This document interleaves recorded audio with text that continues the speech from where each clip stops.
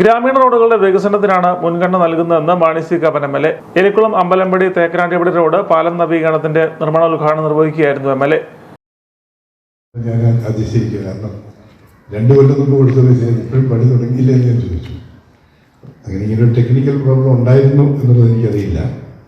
ഏതായാലും നിങ്ങളുടെ എല്ലാവരുടെയും അനുഗ്രഹത്തോടും ആശീർവാദത്തോടും കൂടി ഈ അമ്പലമ്പടി തോക്കനംകുടി റോഡിന്റെ നിർമ്മാണോദ്ഘാടനം നിർവഹിച്ചതായി പ്രഖ്യാപിച്ചുകൊള്ളുന്നു. നന്ദി, നമസ്കാരം.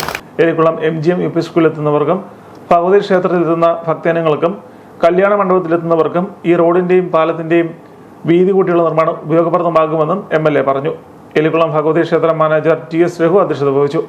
Elikkulam panchayat vice president Mathews Perappanangatt, വാർഡംഗം C Manoj Madathil, Devaswom secretary KR Ramesh Kannamundayil, M Ramendran Nair Kodipparambil, TK Viswanathan Nair, B Sasidharan എന്നിവർ സംസാരിച്ചു.